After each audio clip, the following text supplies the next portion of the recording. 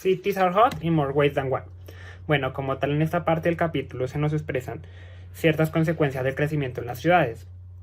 Todo es una cadena, como tal inicia en el cambio de la mentalidad de las personas, lo cual lleva a cambios sociodemográficos, o sea, en el incremento de su población. Esto nos lleva a consecuencias ambientales y al Heat Island Effect que se lleva a cabo en las ciudades industrializadas. Esto junto a otros problemas a futuro como la brecha económica y social que presentamos hoy en día y que se verá incrementada, debido a que para el 2030 se espera que 2/3 de la riqueza esté concentrada solo para un pequeño porcentaje de la población. Además, otros aspectos a considerar son, por ejemplo, los cambios de la arquitectura. Aquí me gustaría citar el ejemplo de la película Metrópolis de 1927, en la cual se ilustraba cómo pensaban en esa época que podría ser arquitectura en los tiempos actuales. City Lights and Shadows.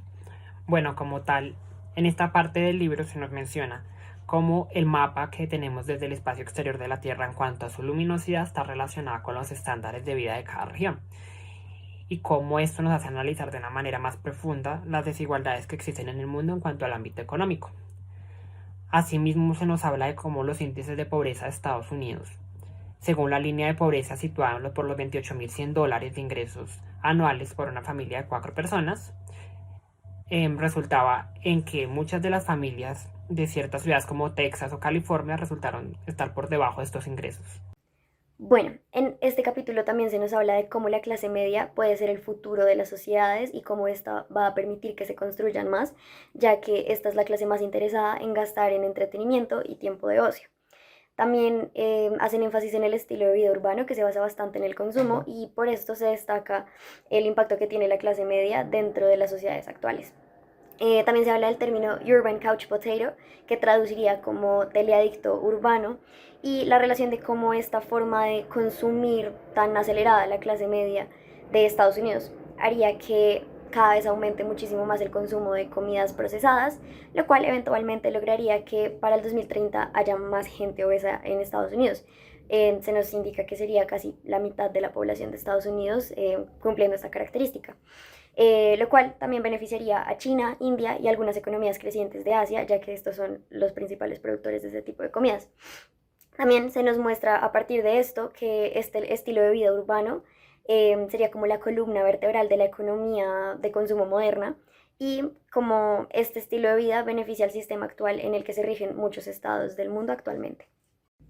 Bueno, en este capítulo también se nos hace la pregunta de si puede el paternalismo libertario salvar nuestras ciudades.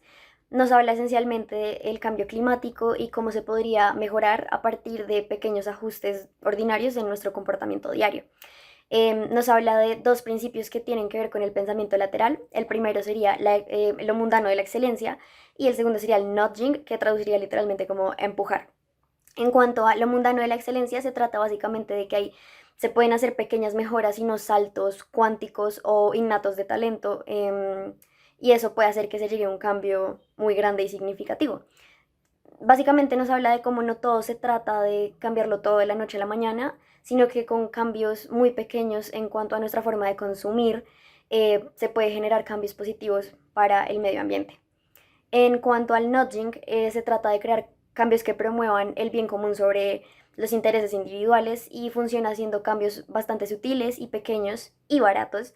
Se nos resalta que generar un sentimiento de obligación moral puede generar un cambio muy positivo para una causa como el evitar el calentamiento global. Este apartado del capítulo nos habla de cómo alrededor de 1.000 millones de personas en el mundo no tienen acceso a agua potable en sus hogares, lo cual aumentará debido al crecimiento poblacional, el proceso de urbanización y el aumento de la clase media. Esto genera la necesidad de reformar las políticas sobre el agua. Se nos menciona que en solo los últimos 200 años hemos cambiado el sistema tantas veces como la naturaleza lo haría en ciclos de 100.000 años. Hay que recordar que solo el 2.5% del agua total en el mundo es apta para el consumo humano y mucha de esta está fuera de nuestro alcance. El futuro de las ciudades depende de la construcción de nueva infraestructura para el agua y de la concientización de este recurso. A continuación, se nos habla de un proyecto que inventó Cynthia Cohen, el cual se trata de una rueda para transportar el agua, la cual es muy fácil de rodar en diferentes superficies. Alrededor de Asia y África, mujeres y niñas recorren largas distancias diariamente para poder recoger y llevar agua a sus hogares, por lo que este invento es una solución a este problema.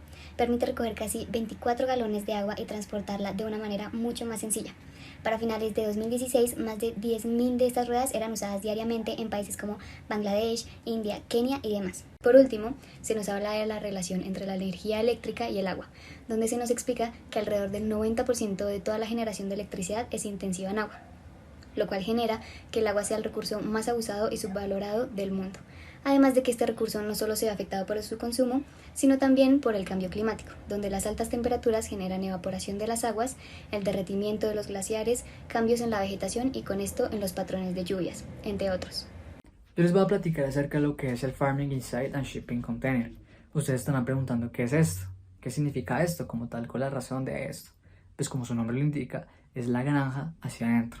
Es una de las grandes iniciativas que tienen todas las naciones frente a lo que es la emisión de carbono, que es inevitablemente uno de los principales factores que van en contra del medio ambiente y que contribuyen a lo que es el cambio climático y a la eventual escasez de agua si no se llegase a tratar. Entonces, como su nombre lo indica, es tener al campo como una figura principal para atraer la urbanidad. Esto inevitablemente contribuye a tres grandes factores importantes. La primera, obviamente, y por lógica, es ir en contra de las emisiones de carbono. En segunda, ir en contra de las emisiones de los automóviles, que son las más abundantes en toda la urbanidad. Y la tercera, ayudar al cultivo y a la alimentación de toda la ciudad o las ciudades, independiente de cómo sea la metrópolis. Si se conservan esos tres factores fundamentales, ya sería considerado un sky green o vertical farm, que como su nombre lo indica, es un rascacielos verde o una granja vertical. Extrae los cultivos a todas las edificaciones y que, bajo los estudios realizados en este libro, se comprueba de que para un edificio de 38 pisos, el costo operativo de solo espinaca y lechuga sería solo de $3 mensuales. Eso, teniendo presente de que el alimento que se produce en el campo solo contribuye a lo que es el 5 y 10% de toda la producción de nivel mundial, eso es una cifra que se tiene que aumentar y que tener presente, el cual es uno de los proyectos más ambiciosos que se tienen postergados para el 2050. Pero también hay algo muy importante, y es que ya hay proyectos, hay algo más actualizado, en el caso de lo que es Pittsburgh y Bilbao, el cual pretende que por medio de su tecnología y sus grandes infraestructuras, por ejemplo el Museo Guggenheim en Bilbao o los puentes y demás realizados en Pittsburgh, se están comenzando a acoplar en esta nueva iniciativa de una infraestructura amigable con el ambiente. Bueno, ahora vamos a hablar sobre un subcapítulo llamado Gays y Bohemians. En este capítulo nos cuenta que hay ciudades como Nueva York o San Francisco, las cuales están muy interesadas en atraer la clase creativa, ya que juegan un rol diferente en la economía, juegan el rol de la globalización. Esta clase creativa se conforma por arquitectos, ingenieros, diseñadores o artistas, y estas ciudades tienen el rol de tratar de atrapar o de retener la mayor cantidad de esta clase creativa, ya que pueden atraer muchos tipos de negocios y pueden dar una ventaja económica. Cuando una ciudad tiene mucha clase creativa se consideran como centros de innovación, y pues actualmente esto es una ventaja. También se habla de que un tercio de que la población estadounidense es de la clase creativa, y que para 2030 se podría contar como con la mitad de trabajadores en la clase creativa de todos. En base a esto, el estado de Florida hizo un índice conformado por las 3 T's: tolerancia, tecnología y talento, donde la tolerancia destaca, ya que de ahí se deriva un índice que se llama el índice de gays o el índice de bohemios, el cual entre más alto tenga una ciudad generalmente le va a ir mejor económicamente. Esto nosotros contamos con 3 tipos de ciudades en el mundo. Estamos hablando de los gigantes globales, como podría ser Nueva York, Los Ángeles, Londres, París, Tokio, Osaka. Las capitales de conocimiento, como podría ser San José, Seattle, San Diego, Washington, Chicago. Y finalmente las anclas asiáticas, que podrían estar conformadas por Hong Kong, Beijing, Seúl, Shanghái o Moscú. De esta manera, el estado de Florida las puede clasificar, y también se habla de cómo las ciudades entre más creativas son, la sociedad tiende de tener unos valores y unos principios de supervivencia a una libre expresión. Con una libre expresión, la gente tiende a aceptar más cosas como el aborto, el divorcio, la eutanasia, y desafortunadamente todavía hay muchas ciudades y muchos países en el mundo, aproximadamente la mitad de países en el mundo, que todavía no cuentan con valores de libre expresión, por decir, y viven meramente de supervivencia, países muy tradicionales. Finalmente, ¿las ciudades podrán ser habitables en 2030? Pues la respuesta es sí, pero en 2030 van a haber muchas aglomeraciones, van a haber más de 400 ciudades con 1 millón de habitantes y van a estar conformadas por gente obesa o gente con sobrepeso.